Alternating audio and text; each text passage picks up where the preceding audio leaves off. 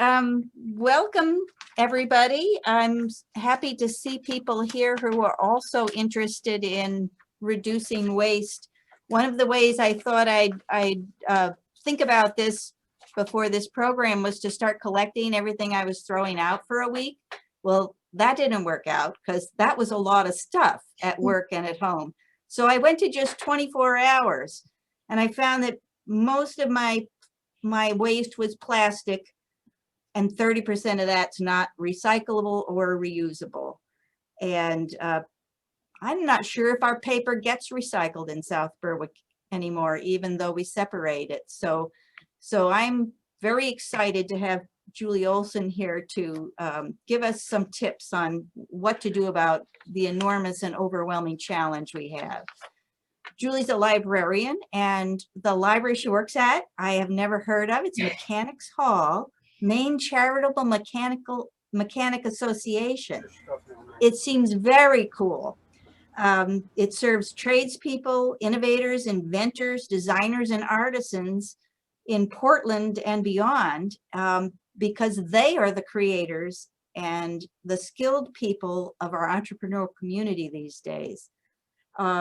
She is a dedicated recycler and has reduced her personal waste at home to 85% by these practices. Thank you, Julie. Great. Well, thank you so much, Karen, for that lovely introduction. And thank you so much to the Kennebunk Free Library and the South Berwick Library for having me. I'm really happy to be here, and I'm really happy that all of you joined us. So I guess without further ado, I'm going to share my screen here and we'll get started. So really quickly, I just want to tell you about ZeroWasteME. So ZeroWasteME is a project that was founded by me and one of my friends. One day we were having breakfast and we started talking about our zero waste practices, which is the first time we had ever mentioned that to each other. And we talked about how frustrated we were that there weren't many resources for folks in New England or anything at all for people in Maine in particular. There was lots of great stuff for folks in California or New York City, like urban areas, places with lots of access to services, but not really something that was like relevant to our experience here in Maine. And we were like, we're educators, I'm a librarian, she's a teacher, you know, let's do this, you know, let's put together an educational resource that can really help people the way that we wish that we had when we were getting started. So let's see, do any of these buttons advance this? I guess not. How do I go to the next screen? I can't see my screen. Hold on one second. Oh, I guess I'll do it this way. Okay, so my journey as Karen mentioned, I reduced my trash by more than 85%. And so I have this graphic here because I feel like this, like, to me, really shows me how much we've cut down. It still feels like a lot to me, but I will say that these 2 bags, I have definitely rounded up for the sake of just being honest about things, but many weeks it's much less than this. But we have really come a really long way in how much trash that we're getting rid of here in my house. I first got interested in zero waste when I read No Impact Man many years ago. Sort of piqued my curiosity, made me think about things that might be possible. But it wasn't really until 6 years ago that I started really getting serious. There we go. And so at the beginning, everything was hard. I had to think about everything for the first time, and everything in our society is designed to make you throw stuff away. You know, like Karen was saying, like, you realize how much you're throwing away every week, and then you realize how much you're throwing away every day, and how much of that like can't be recycled. So what do you do? But I will say that we are a very super regular family, you know, like we've got 2 adults, we got a kid, we got a dog, we got a cat, we live in the suburbs, like I have a long commute, you know, but so if we can do it, anyone can do it, you can do it too, it's totally possible. So people always ask, well, isn't it expensive? Isn't it expensive to do zero waste? Everything seems really expensive. And honestly, I feel like we have saved a lot of money by doing this. So there's some things that are really obvious. You know, we got rid of our trash service. We no longer have a trash pickup come to our house. So that's like a bill that we were able to just like completely eliminate. But there's also lots of other ways that seem a little bit like that in aggregate really make a big difference. So, you know, I'm no longer recreational shopping. Like when I'm looking for something to do, I don't go shopping. When I do buy things, I really look to find things that are durable, that are going to last a really long time, things that can be repaired. Practically everything I buy is secondhand. I've really bought into the whole idea of the sharing economy, where I have things and my community has things, and I'm going to, you know, trade or give things away or share the things I have, and that my community will reciprocate that to me. And the more you do that, the more common that becomes. So I know that most folks are probably here because they're really thinking about like their own journey and what their journey will look like. And so I just want to offer these guidelines that have developed and changed, you know, over the time that I've been teaching about this. And so maybe these are not the guidelines that everyone would adopt, but these are the ones that I think are going to be the most important ones. So number one, like right off the bat, don't let perfect be the enemy of good. If you make mistakes, if you do something that you think you should have made a better choice, like maybe you slide for a while, don't give up. That doesn't mean that this is the end of your zero waste journey. You know, when I first started thinking about doing talks like this, it was because I was looking for someone to come do a zero waste talk at the library that I was working at the time.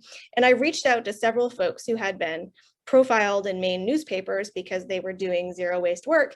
And all of them said to me, oh, we've really fallen off the wagon. We're not really doing zero waste anymore. And I think, you know, like there's so much that they could have offered about their experience that I could have learned from, that all of us could have learned from. So I don't want folks to give up. Like, you know, things might be a little like up and down for a while, but over the course of your life, you're going to make a big difference by what you do. So be gentle with yourself. The second rule is to lead by example rather than telling people what they should do, because no one is going to want to hear you need to change your life if they don't already think that they should change their life. All you're going to do is drive people away. And like honey is always better than vinegar. So if someone says something that you think is really silly, they're like, you know, I recycle everything, so therefore I am doing zero waste. And you're like, well, that's a ridiculous statement. And you want to start like launching into like a whole lecture about how terrible like recycling is and how things that, you know, you put into the recycling bin, like you think that you've solved it, but you haven't, you know, you just like, you have a whole lecture that you'd like to launch into, but instead be like, that's great. Like, yeah, like, you know, like what else can we do? Like, so just be gentle with others too, like dial back that judgment that we all want to have for each other, it seems like. Number 3, have an open mind and keep exploring. So something right now that seems like it might not work for you, maybe it'll work for you 6 months from now. Or, you know, like just keep like troubleshooting the same problem. Like if you start doing something and that solution just really isn't working for you, like keep going. There might be something else that you can do, and keep thinking about, you know, like maybe you need to replace your pillow, and instead of just automatically going out and buying a new pillow, maybe you think like, maybe you Google like zero waste pillow and you suddenly discover that you can have like a buckwheat hull pillow and you can compost those buckwheat hulls at the end of your pillow's life. So just kind of keep like using that curiosity to find new solutions to problems that crop up. Number 4, you don't have to buy your way into zero waste. And this is something I'm going to talk about a little bit more in a minute. But I feel like if you're, you know, on social media a lot, like following like zero waste influencers, maybe like zero waste authors or blog writers, you might get a sense that like zero waste has to be all aesthetically perfect, you know, that you like bring your avocado and brown rice to lunch in like a stainless steel tiffin that you eat with like a bamboo spork. And like, you don't need to buy a bamboo spork and a stainless steel tiffin to do zero waste. You probably have a food storage container and you probably already have a fork in your kitchen. And you can use those and you will still be doing zero waste. Number 5, and this is an important one too, which I've added recently, it's a marathon, not a sprint. This is something that you're going to be wanting to try to do your whole life. And so I think it's much more effective to make small changes and then just keep building on those small changes. Like for some people, it can be like really fun to just like be like, I'm going whole hog, like throwing away everything and like starting over from scratch. And I think like just sort of like easing your way into it a little bit more and a little bit more, that'll help sort of prevent that like overwhelm that can happen, that, you know, like rule number 1 says, like, don't let perfect be the enemy of good. Like you all of a sudden are like, oh, this is too hard. I'm still making lots of trash. Like I give up, it's over. So just like slow down a little bit, take it a piece at a time. So this is what I want to talk about a little bit more with the buying your way into zero waste. So use what you have. You probably already have the solution. So, you know, we talked about that stainless steel tiffin, we talked about the bamboo spork, but there's lots of other things too. So I think like one of the sort of useful strategies that I've developed that I don't even necessarily think about now when I'm doing it, when I think about something that I want, like that I want to acquire, like first I'll kind of like step back and be like, okay, do I actually need that thing? Like, is there something, is there like, do I even need it at all, first of all? But like, is there something that I already have that I can use? Like, you know, go shopping in your own house and like look around to see if there's a solution to what you have like there already. And if it is something that you need, is it something that you can borrow or rent instead of like buying so that you have it? So a really good example of this is like power tools. Like maybe you only use like a chainsaw once every 2 years, like to cut down, like to cut up the limb that falls in your front yard. So like if you go out and buy a chainsaw, like you're creating more demand for that product, you're having to maintain it, you're having to like house it. But if instead you go out and rent it that one time, there's going to be many fewer chainsaws in the world, and those chainsaws will be taken really well, very good care of by the retail person that you're borrowing it from or that you're renting it from. But just real quickly, I love this drawing and I love this expression, use it up, wear it out, make it do or do without. But I feel like there's also an element there, like you do not have to live like an aesthetic to like, you don't have to be a monk to be zero waste. You know, like you can still be comfortable, you can still surround yourself with comfortable things. But just start with like, do I actually need this? Can I use something I have? So the 6 R's of zero waste, we're just going to really quickly go through these. So refuse, reduce, reuse, repair, recycle, rot. So we're already familiar with, you know, the 3 R's, but this sort of expands it a little bit. And so the top level is just say no, like don't acquire the stuff that you don't need. So like, for example, if you're getting takeout, because like takeout is a reasonable thing for humans to do in our society. And I'm not going to say to you, don't get takeout.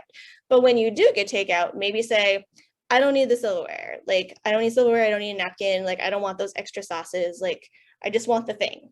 And like, you can also bring your own containers. So like, if you go to the bakery to get like a muffin, say, can we just put it in my napkin here, and like bring your cloth napkin with you or put it in a container. So that way you're refusing all of that packaging that item would normally come in. Reduce, don't waste. I feel like that's pretty self-explanatory. Reuse. So this goes both for yourself and like, you know, giving your things away. So when you're acquiring things, try to buy things secondhand, but also when you are getting rid of stuff, try to rehome it. And so just real briefly, to expand on this a little bit. So, you know, like we've all read these stories about how like Goodwill just gets so many items donated. Inevitably, a lot of those items end up making their way to the landfill because there's just not enough consumers to purchase all of those items. So let's say you have like a sweater, you know, that you don't want anymore.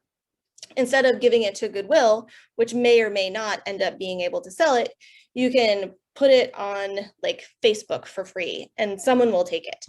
You know, or you can put it on FreeCycle, or you can ask around with your friends. You can do clothing swaps. So there's lots of options that are available for rehoming the items that you don't want anymore.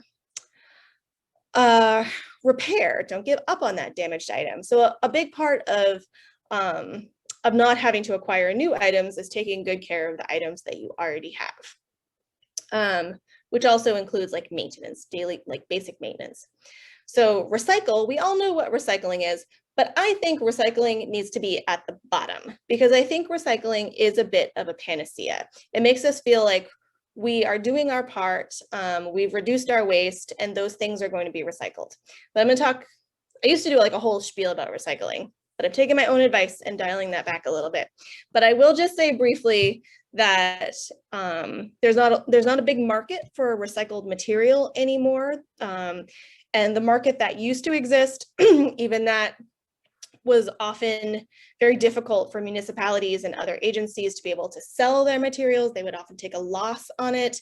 And it's creating a big disparity among communities where really wealthy communities might have like better, better recycling that will recycle more materials, and like less wealthy communities will have no recycling or very limited recycling. So I just feel like we need to dial back our enthusiasm for recycling and look at all the other options. And rot. So compost what you can. And I am obsessed with composting.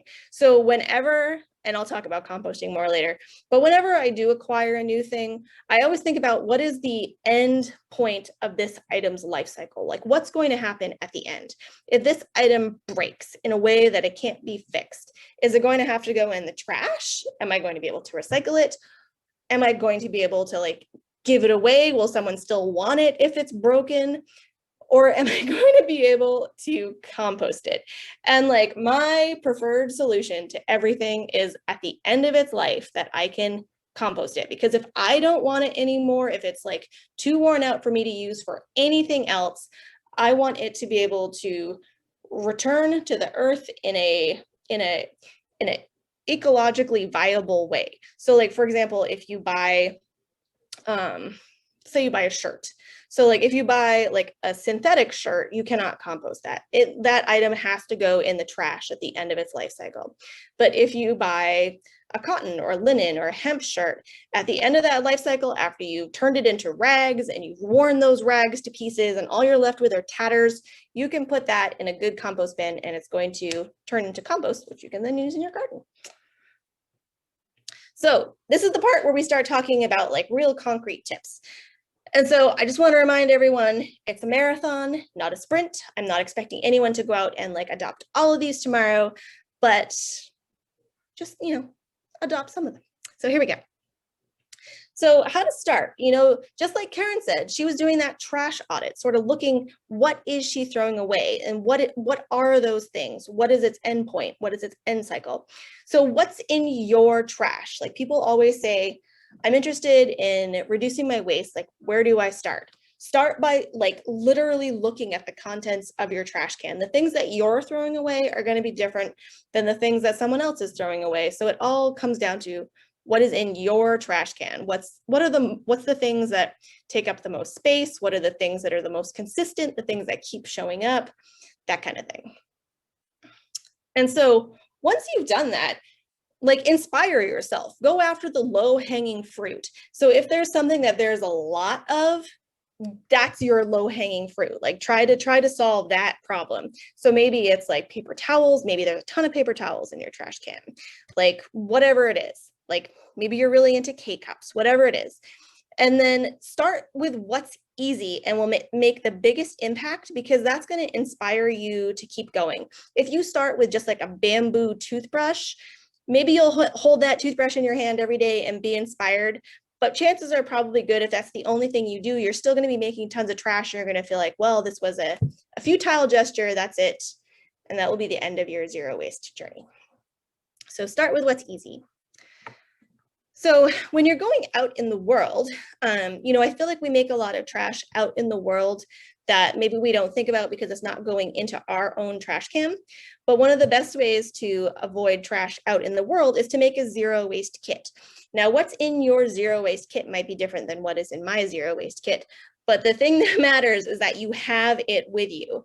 So when I started out with my zero waste kit, it was too big. Like I had too much stuff in there. And so I kept leaving it in the car because it was unwieldy to take with me. So that is not a successful zero waste kit, because then every time I needed something from it, it was in the cart and it wasn't doing me any good. So make it reasonable, make it something that you can keep with you, but put items in there that you use frequently when you're out in the world. So maybe you have like a towel or a napkin in there. So like when you use a restroom out in the world, when you're drying your hands, instead of having to use that paper towel, you're able to use your own towel. Reusable shopping bags, metal straws, like a food storage container, whatever it is that you end up needing out in the world. So my really handy thing that I often have with me is either like a water bottle or like a coffee mug, and my coffee mug like completely seals up, so it becomes like a sealed container, and I use that to put in like my compost over the course of the day. So like if I eat an apple, I put my apple core in there like when I'm all done with my water. So like things that serve multi-purposes are handy too. And so I have this, the next couple slides is just to sort of like pick on one particular thing. So reusable bags.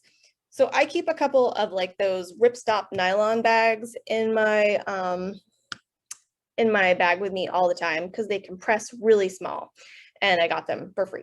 And so those, like I use them for everything. So they're not just for groceries, right? Like I use them when I go to the bookstore, when I go to the library, or, for everything all the time. Like I've used them at like farmers markets, like anywhere I go with them, I use them for everything. And excitingly, Maine single-use plastic ban starts at the beginning of July, just in time for plastic-free July. So embrace the reusable bags. And not to pick on plastic bags too much, but I did want to just show how much your individual choices can add up. We are an aggregate. And so, if you're saving like those bags over the course of the year, think about how many bags that would be if all of us did that. So sometimes I think like when you're in zero waste, you can feel a little bit like, well, this is nice, but what's the point of it? And like, if we were all doing these things, it would make such a colossal impact. So that's the point of the aggregate. So household paper goods. So pretty much anything that you're throwing away after you use once, all of those things have easy replacements. So whether instead of like paper towels, you're using like cleaning rags or washcloths or Kleenex, you can use hankies, whatever those paper things that you use and throw away are, there's a solution for all of those. And on a related note, we have these jars of hankies all over our house. We have a ton of them. I have one right here above me. They're everywhere. And so some of them are actual hankies and some of them are just old t-shirts that I cut up. But it turns out we used to use a lot of Kleenex, and just getting rid of the Kleenex from our trash made a big change in how much trash that we make too. And so I did want to do a little plug here for Bea Johnson of Zero Waste Home. I really like this book. I remember thinking when I first read it, like, this is nice, but it's very aspirational. But now when I read it, I'm like, oh, like this is in many ways sort of describing my life now. So I like this book and I wanted to give it a shout out. And this was where I first heard about jars of hankies. When you're shopping for anything, but particularly for food too, always choose the unpackaged option. And so sometimes it takes a little bit of looking around. Like there will be like a bag of carrots over here and then a bunch of unpackaged carrots over here, or like a plastic bag of potatoes here and like loose potatoes over here. So just always go with the unpackaged version, because then you're not winding up with all that packaging at the end. If you have bulk bins available to you, this is also a great way to reduce waste. Of course, like those items that are in the bulk bins were in packages, but whenever you can, try to choose like the largest possible package. And so what bulk bins are doing is they're spreading out that package among lots of people. So it's making a significant reduction in the amount of packaging.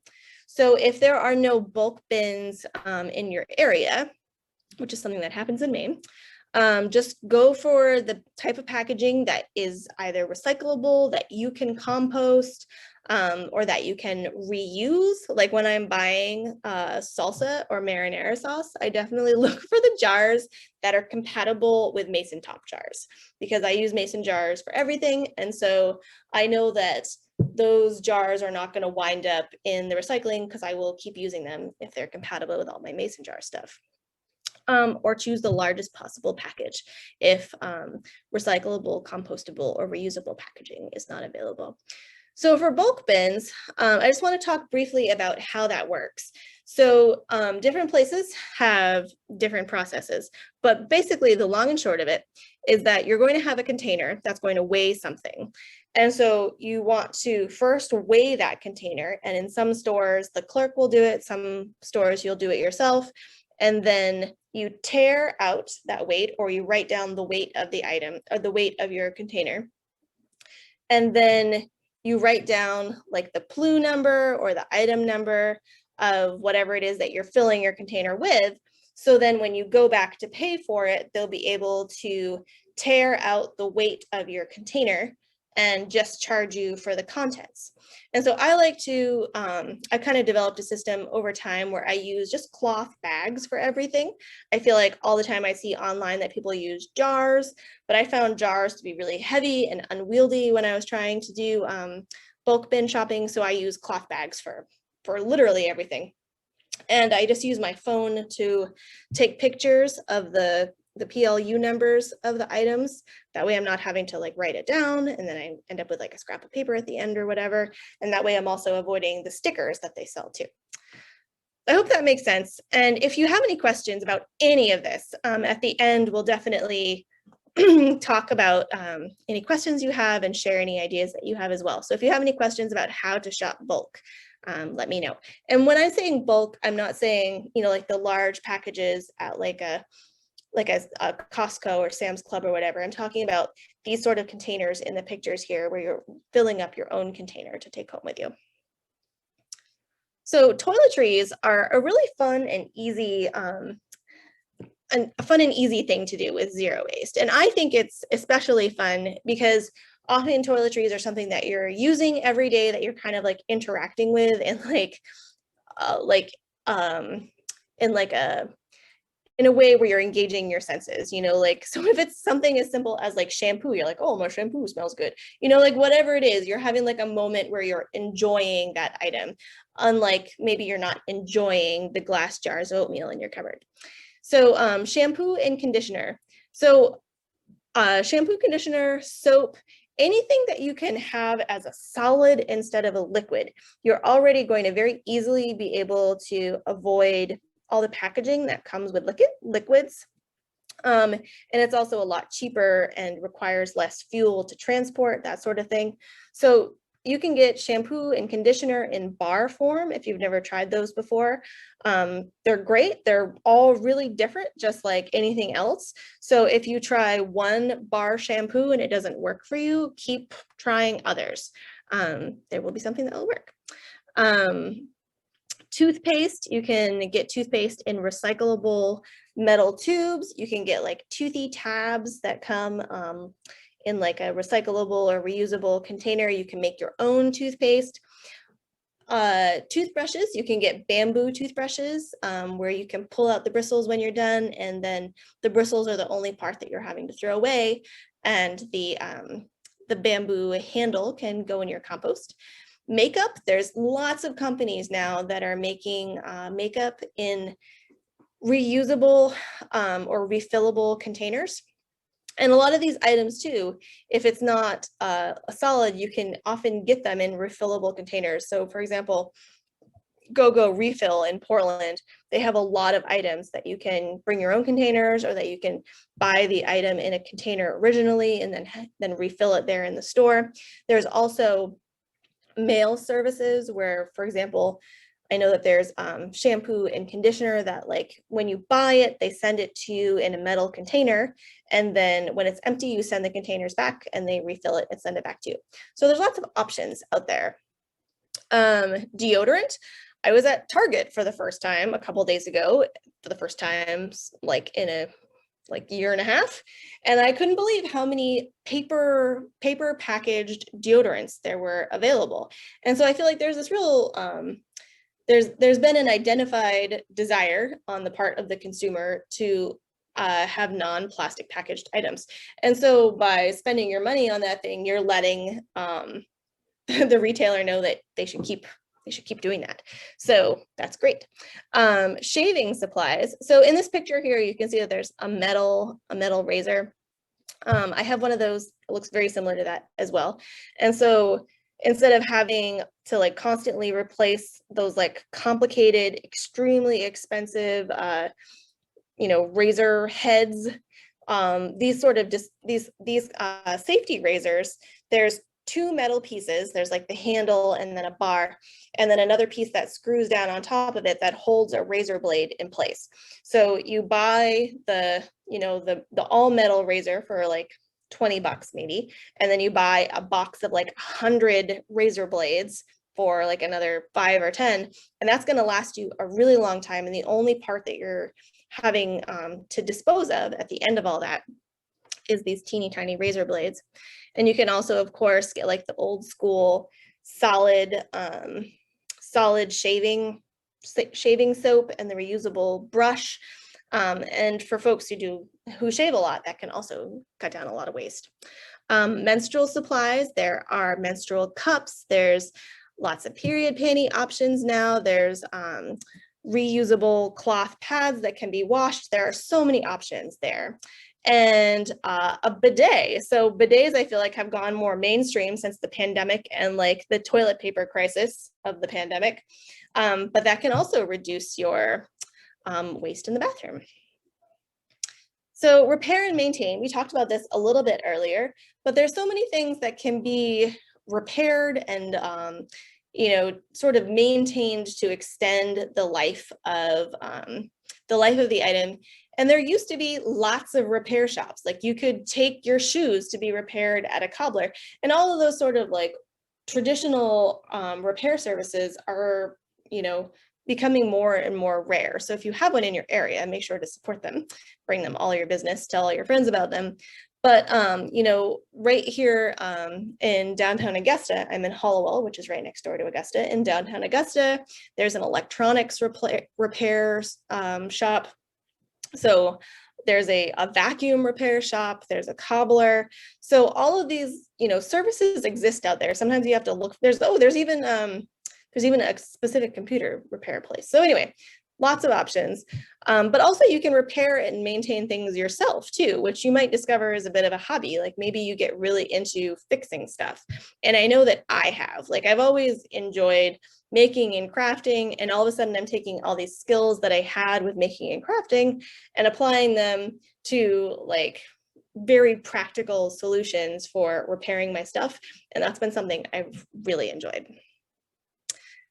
Gift wrapping. So the holidays were the time of year that we always had the most trash. It was like shocking. I remember we weren't even able to fit it all in our trash can.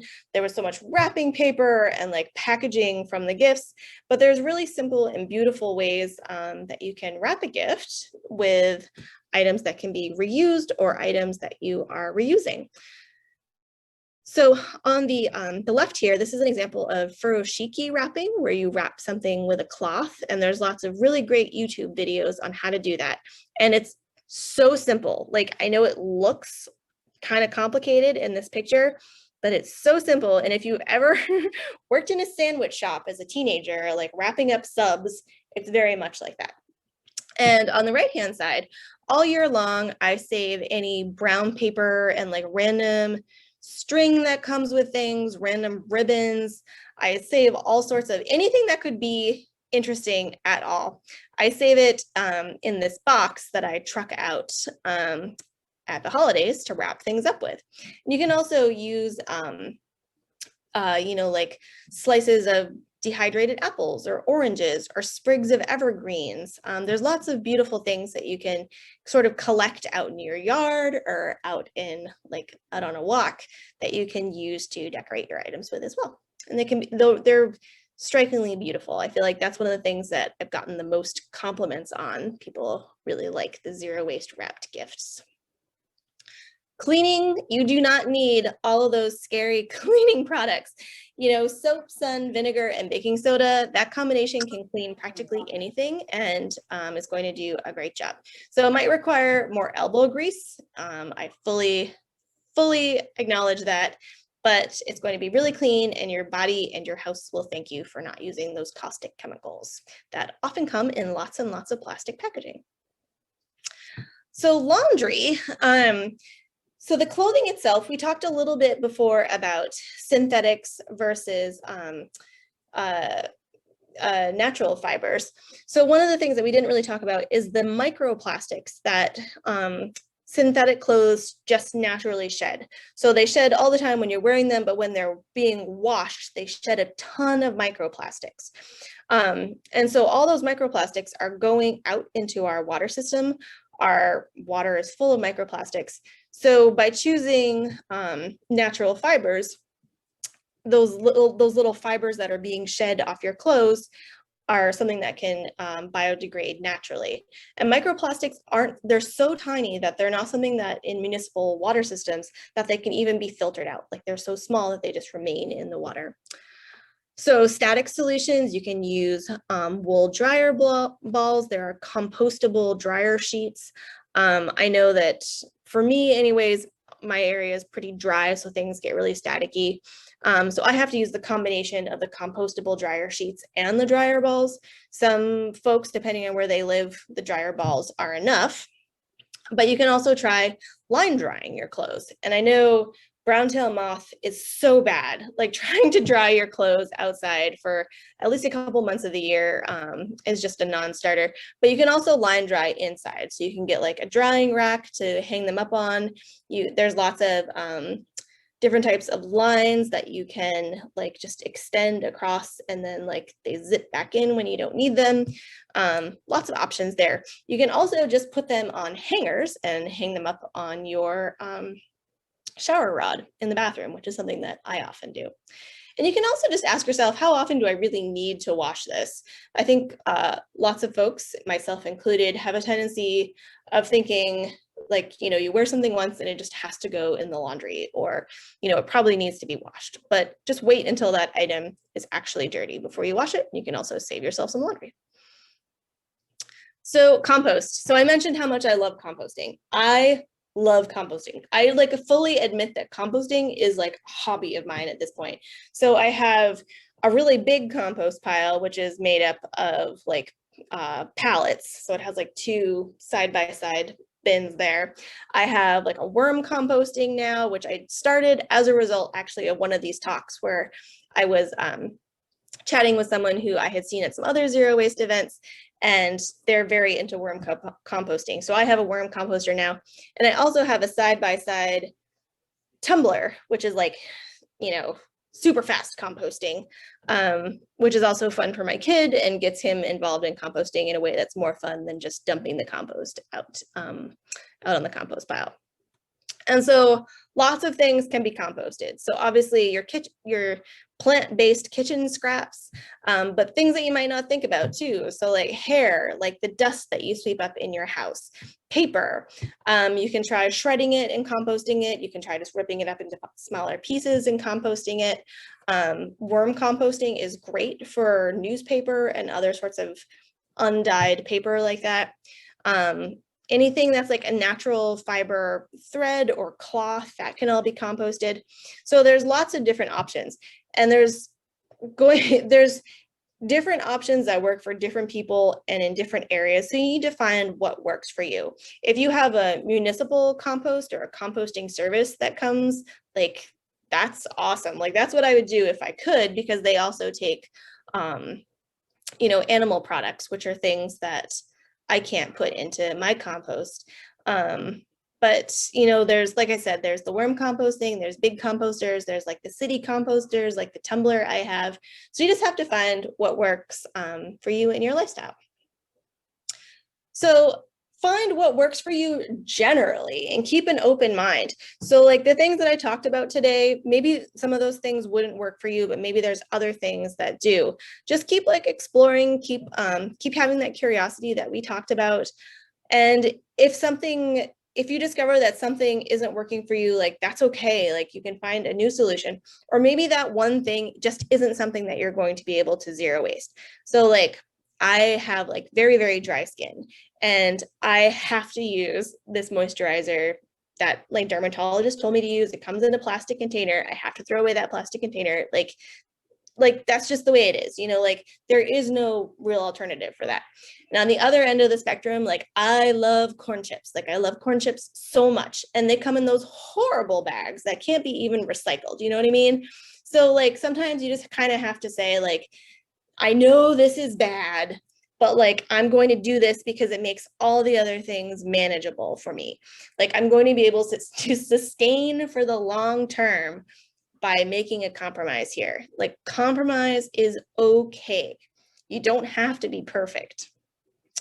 So stay motivated. So whatever that is for you, like I really like books.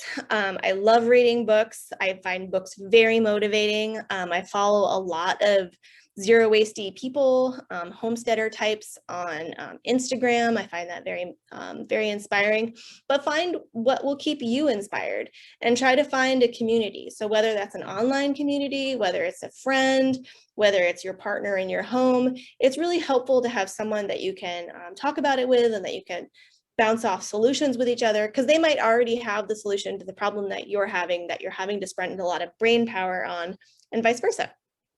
And being less than perfect doesn't make you a fraud. I can admit, I love those corn chips. I'm not going to give up the corn chips. Like you will take them out of my cold, dead hands, but that doesn't mean that I am not trying at zero waste, right? That doesn't mean that like I should give up because I'm not like achieving like that tiny jar of trash that you always see. Like that is not something that I'm going to be able to do with my family. It's not something I'm really particularly interested in. I'm interested in corn chips. It's okay.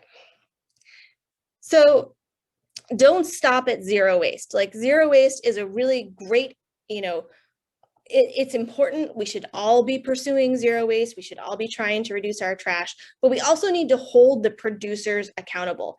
The producers are what is making the system so difficult to work our way through.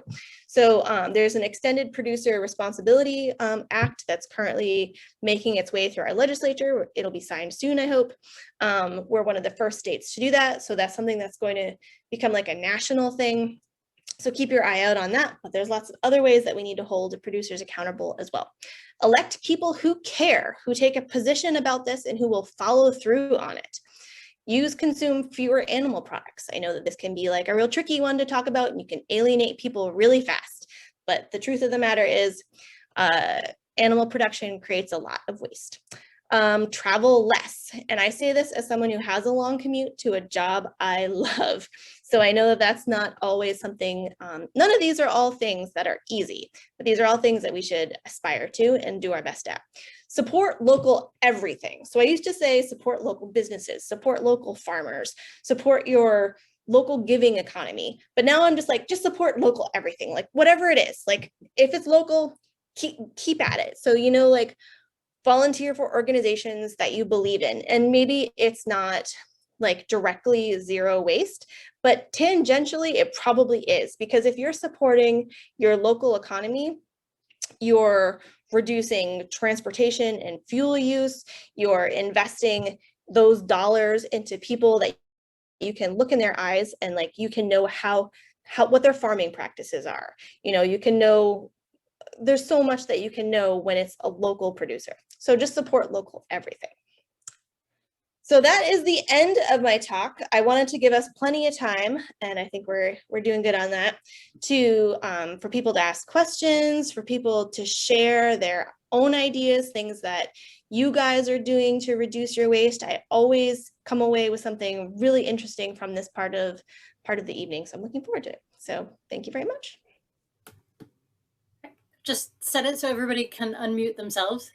And if you have questions, just go ahead and unmute.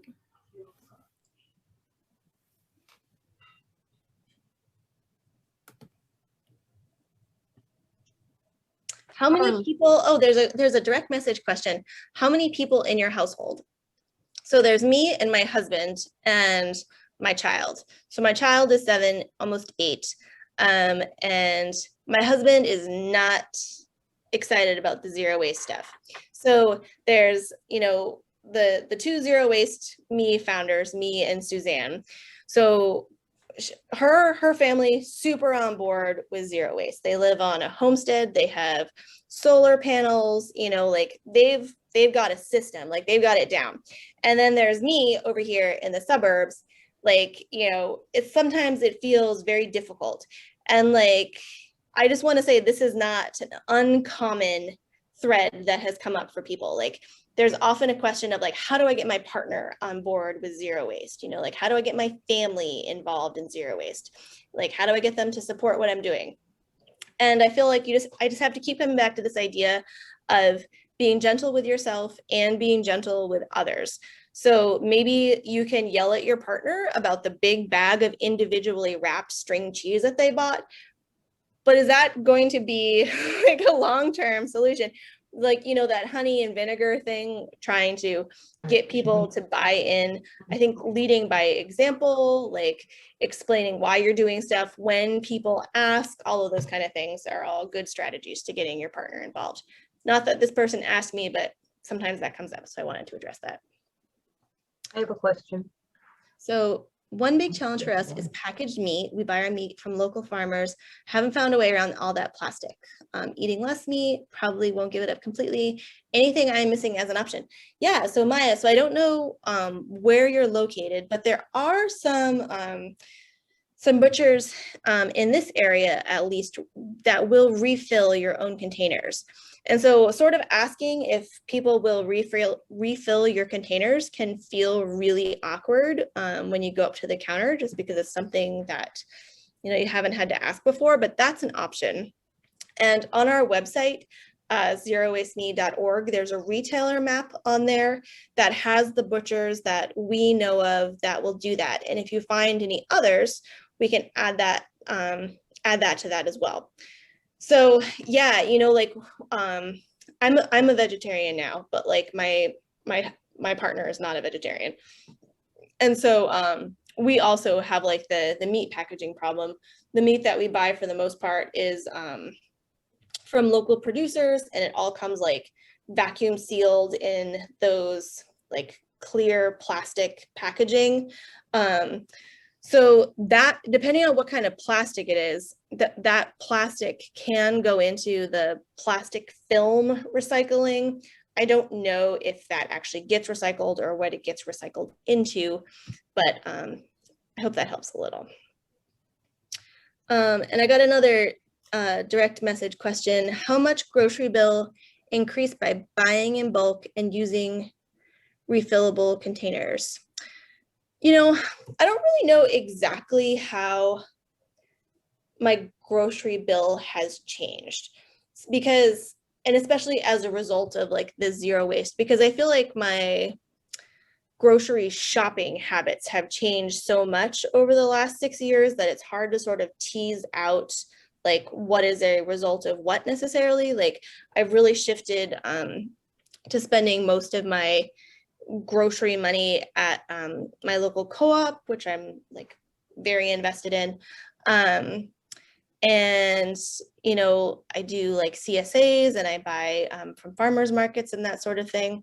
But honestly, I'm not sure. Like, I'm not sure how it's changed. And it's also changed my food buying too, because I'm not buying many animal products anymore. And those are often the biggest part of a grocery bill, or at least they were for us for sure.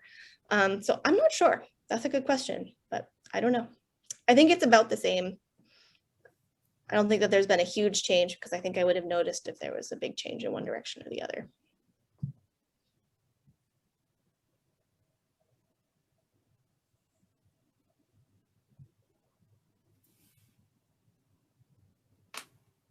Any other questions or ideas? Any ideas for Maya about the packaged meat plastic No. question? I did notice our farmers market in South Berwick has a refill person who is a mobile delivery refill person. And Cool. so she's at the farmers market, and also it sounds like you can have things delivered to you, and you leave containers and she puts things in containers Very that are cool. reused. Yeah. Are they containers that just random containers that you choose? Random, Yep. random things from the grocery store. Yeah. Even better. That's Yeah. awesome. Yeah.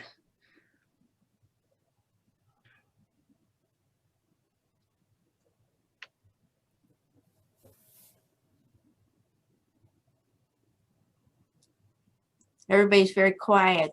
Do, do, do.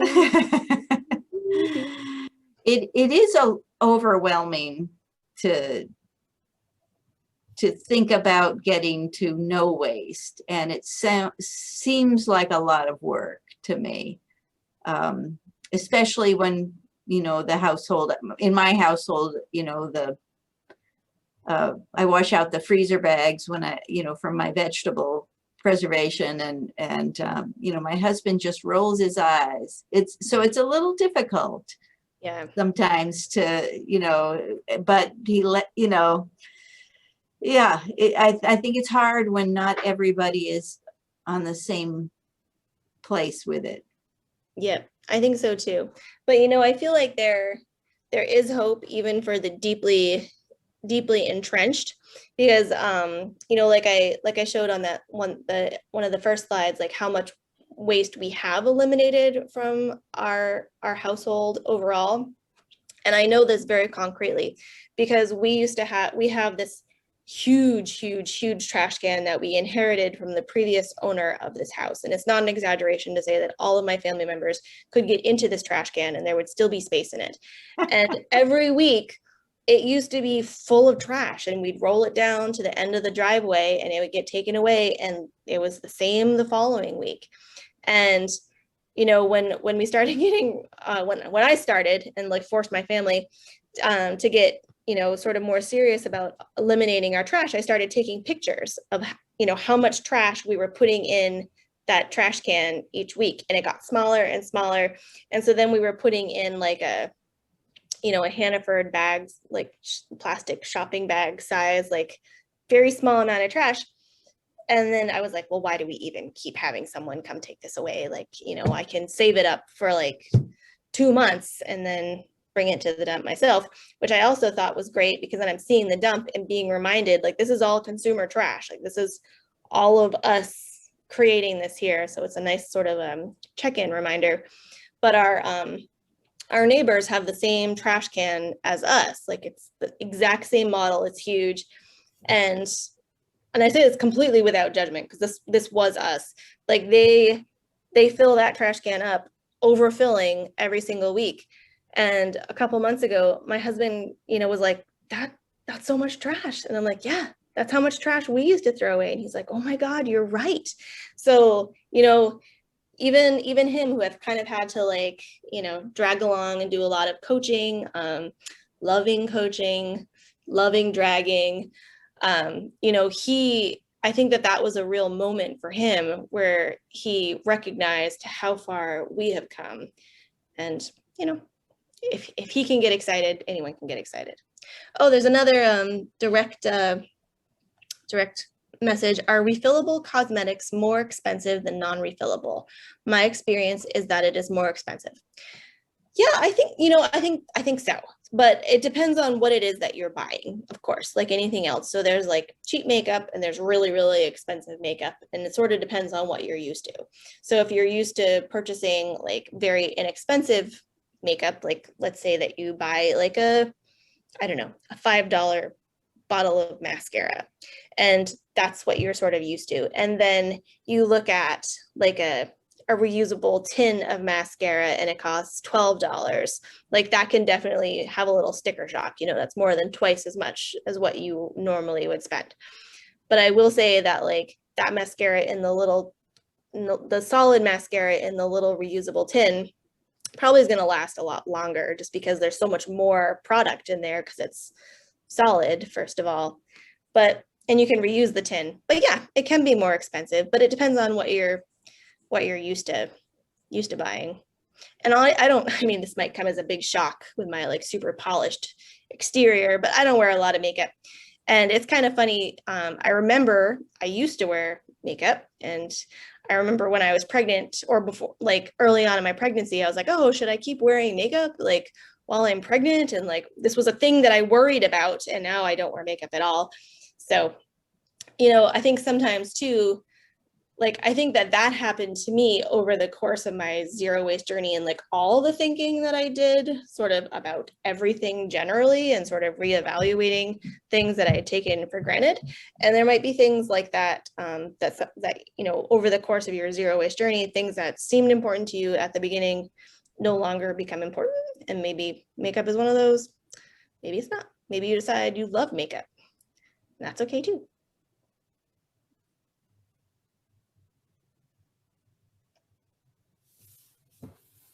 I'm curious if anybody's inspired by any one thing tonight that they heard. If you'd be willing to speak up or put it in the chat if you have something that you think, oh, I'm going to do that. Ooh, I'm interested in hearing that too. My experience has been often that all the people in the audience are already doing all these things. I think like folks who are already interested in zero waste are the ones who come, and then I end up learning stuff.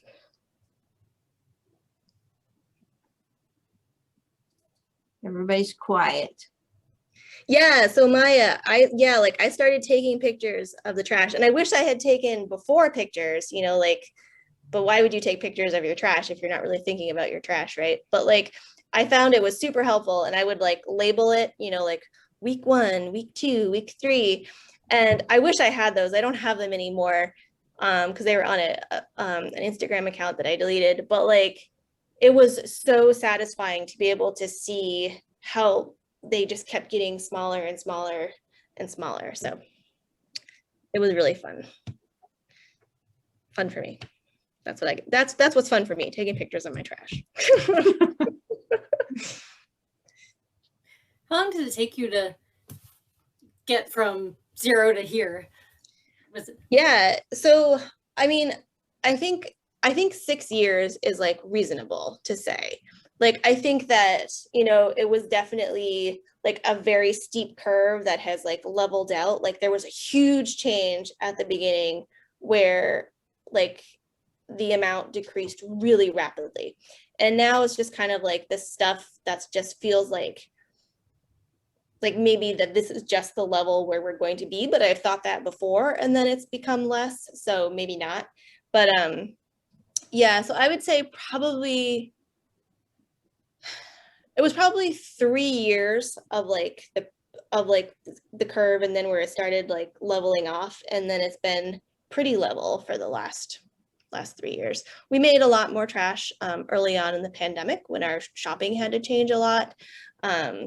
You know, like I wasn't able to go to like the co-op and like buy from the bulk bins, and I wasn't able to go to farmers markets and things like that. So, you know, I just kind of had to be like, this is a crazy time. And like, that's just how it is right now. And so I got another direct message. Will you post a list of resources that you use? Do you mean like vendors that I use, or like books? I guess that kind of depends, but I guess I'll answer all possible versions of that real quick. So on the website, there's the map of retailers. And so you can filter that map depending on what kind of retailer you're looking for. You can zoom in right on your area, but there's also another page. Let me look at it real quick to see what it's called. Called recommended resources, just like that. That I haven't updated it in a little while, so there's things that I could add to it, but it's books and movies and blogs that Instagram accounts that I particularly have enjoyed. And I tried to keep it pretty broad, so there's lots of different topics that are included in there as well. And there's also an FAQ on our website too that has some good information as well, but there's lots of stuff on the website.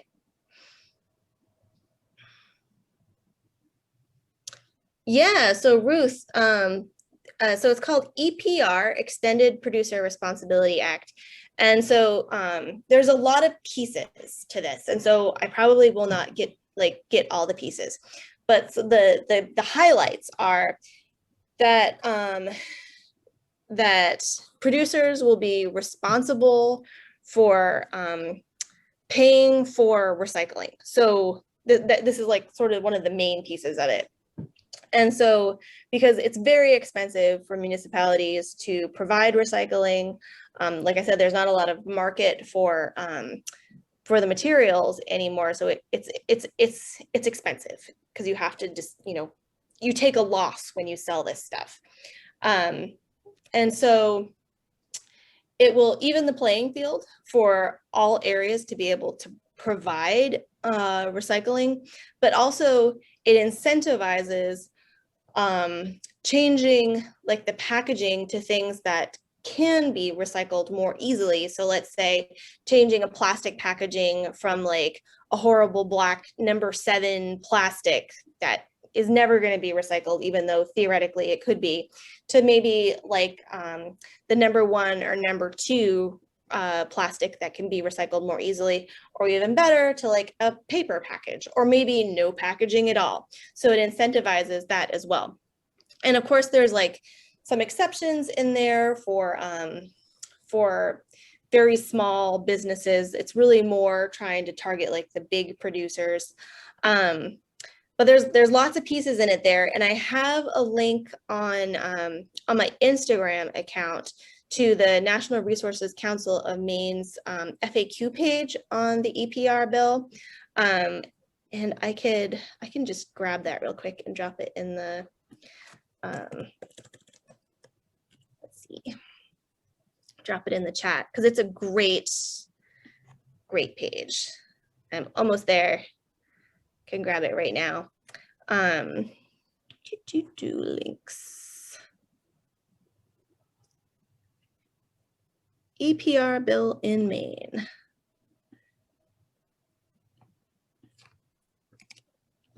Okay, so here's the link to that National Resources Council webpage, which is awesome.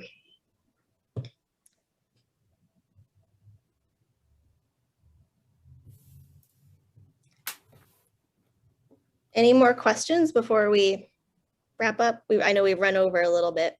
And if you have any questions that you think of after this, you can, again, go to my website. Sorry to keep harping on that, but there's a contact me page there.